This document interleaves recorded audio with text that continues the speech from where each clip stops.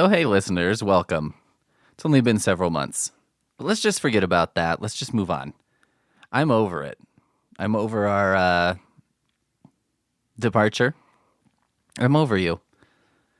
I'm ready to move on, so let's just move on.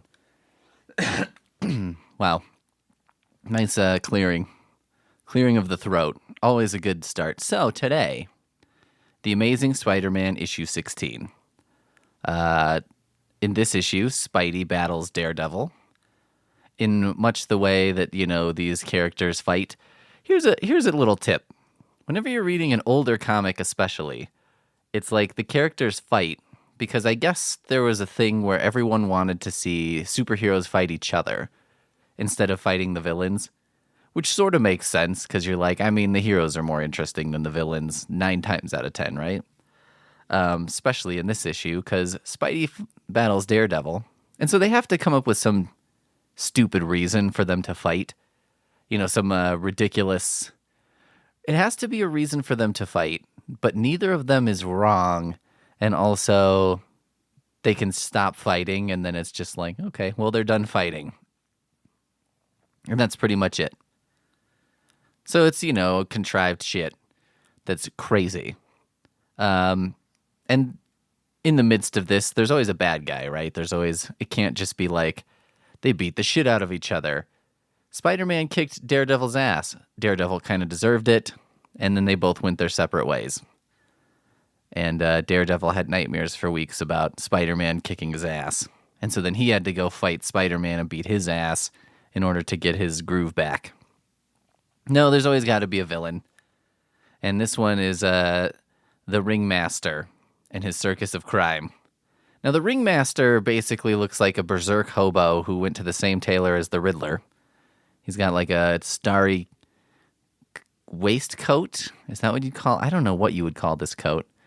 And purple pants, purple hat, boots that match his coat. He looks insane. And he's got a funny purple hat with a hypnotic disc in the top. And on the cover of issue 16, warning. If you don't say this is one of the greatest issues you've ever read, we may never talk to you again. So bad news, everyone. They may never talk to me again. Don't get me wrong. I had my fun with it. We will have our fun with it. But one of the greatest issues I've ever read? Also, big threat, because it's like, if you don't love this issue, we're not going to talk to you anymore. That's kind of like if... when you're a kid and your mom's like, well, if you don't like the dinner I gave you, maybe I'll just stop cooking altogether. And you're like, yeah, that would be fine. That's kind of what I'm saying, is like, maybe we should stop doing this. So the issue, is pretty basic shit. Spider-Man's hanging out, robbery in progress, which Daredevil is as Matt Murdock. Now, as most of you probably know, Daredevil/Matt Murdock is blind. He nuclear isotope or something escaped. And this is not the amazing, the Daredevil cast or something. This is the webcast. But just so you know, also when Daredevil at this time, in this era, was blind in theory, but most of his powers made him see better than someone who could see. He essentially had radar sense that was like vision, and then, could hear and smell and sense things to such a degree that he was better off being the way he was than being able to see, which is crazy. It's crazy because he's sort of like, oh, well, this is kind of fun, a handicapped superhero or whatever, who, his handicap is his secret strength, and then you're like, well...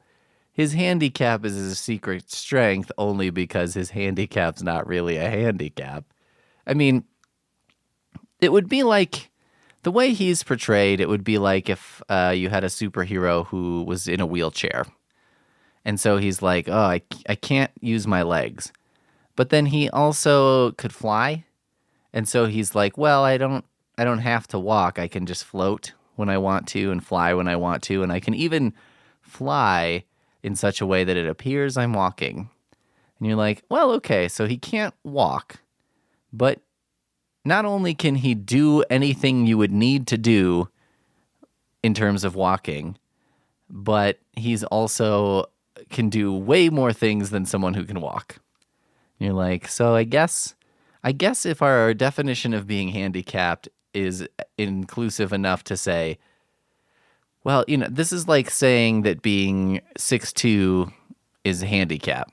So you're like, well, it's got its disadvantages and its advantages. So there you go. That's kind of how Daredevil rolled, right?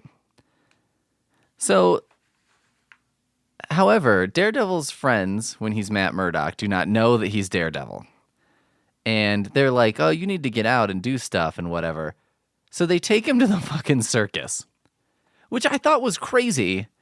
Because think about it, they're like, come on, come out to the circus. Because so the ringmaster guy falsely says that Spider-Man's going to show up at the circus in order to basically get everyone to come to the circus. Which I was like, well, that's an interesting tactic. That would just be, why don't I just be like, and performing at my circus tonight, Beyonce.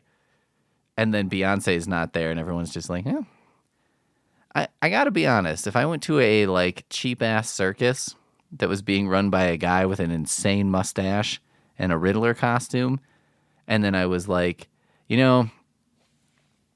really, whose fault is this? Is it his fault for falsely advertising, or is it my fault for believing that a circus where the tickets cost $15 that Beyonce was going to be there? I mean, come on, take some personal responsibility. But anyway, so Matt Murdock's friends are like, let's go to the circus. And he's like, all right, I guess I will go to the circus. And they're like, that's the spirit. And I was like, couldn't you find something that a blind person could perhaps enjoy more than the circus? I mean, the circus is mostly visual, right? What is happening on a trapeze? If they don't know that he's Daredevil, he has Daredevil powers, so he can totally enjoy it. But his friends don't know that, so they're just kind of being dicks. It's like someone's on the trapeze, you're not going to hear anything, right? You hear a drum roll, and then that's about it. It's sort of like, you could do a circus like here. This could be a circus, and it's just like, oh, here's a drum roll sound, ta-da, and that's about it, right? That's all you would need. So I don't get it. I don't understand. I even looked up because I was like, yeah, what do blind people do for fun? Found a subreddit. It wasn't helpful because I think it was like trying to make the point that, blind people are just like you, because it was like, well, they watch movies that have a lot of dialogue and description in them. They go for walks. They hang out with friends, whatever. And I was like, yeah, I gotcha. But I'm more curious about do they do things that I wouldn't expect, or are there things that it's like you go blind and then someone's like, hey, have you thought about doing this? And you're like, no, I hadn't thought about doing that. I remember reading a thing about blind people fixing typewriters back in the day. That was a big thing for some reason. A lot of blind people were trained to do that. That's what I'm talking about. What's the thing? I'm like, oh yeah, I listen to a lot of podcasts, like the Amazing Spider webcast. Okay, so Daredevil's going to the circus. Spider-Man decides to show up for some reason. He's like, oh, well, maybe I'll just show up. You know what I mean? And everyone will love me at the circus. And plus, they were like, well, proceeds go to charity. So Spider-Man's like, well, okay, I guess I'll show up. Even though I was like, well, people's money still goes to charity, even if you don't show up, right? So fuck it. I guess basically he decides to make people have a good return on their investment for some reason. So he goes up, he performs, and, Matt Murdock's friend is looking at him like, poor Matt, how can he appreciate any of this? And I was like, you just now thought of that? Just now is when you were like, oh, fuck, our friend is blind. Damn it. So anyway, the ringmaster uses his hypnotic disc to hypnotize Spider-Man and the entire crowd. So here was his big plan. He had a bunch of people come out and pay for the circus.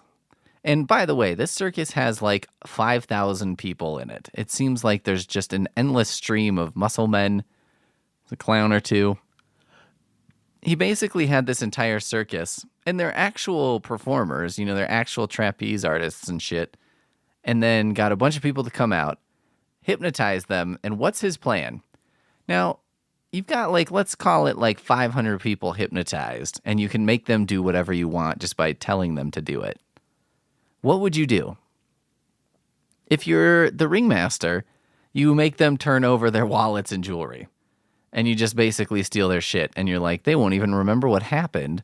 Everyone will individually assume that they lost their wallets and jewelry, and we'll get away with it. And then we just move on to another city and do it again.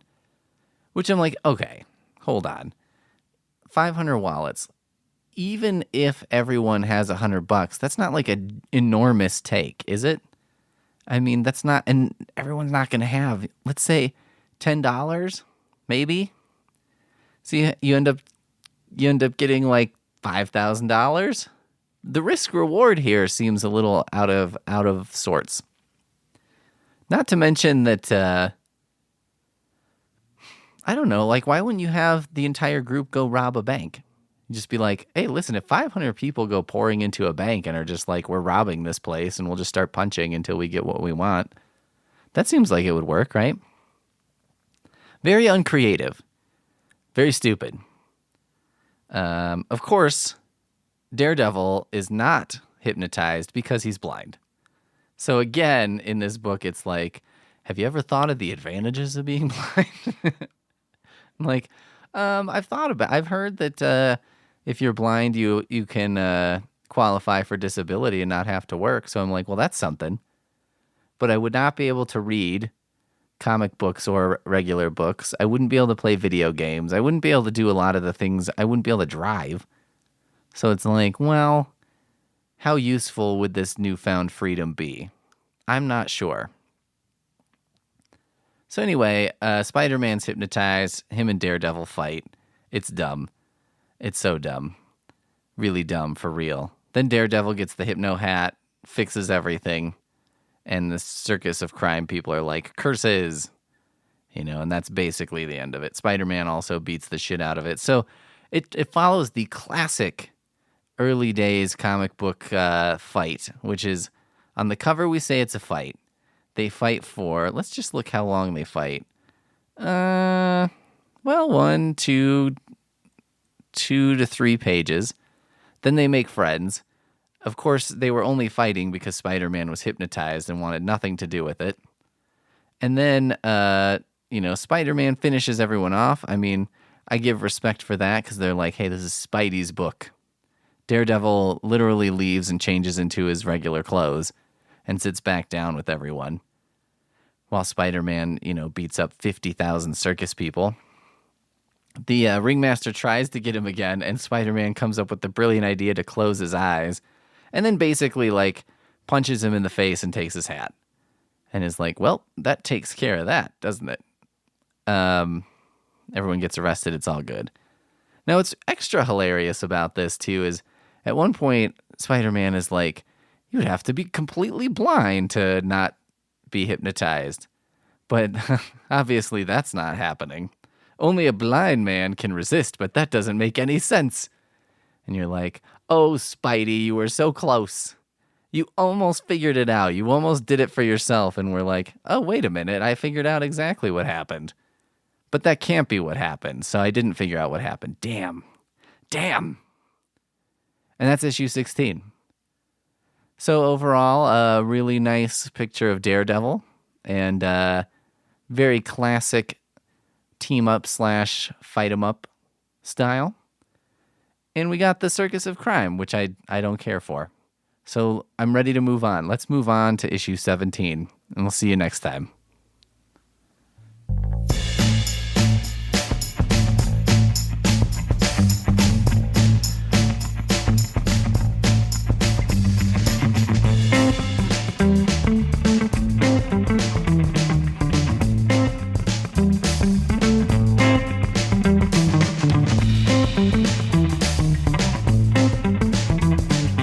Climbs a tree just like a vine.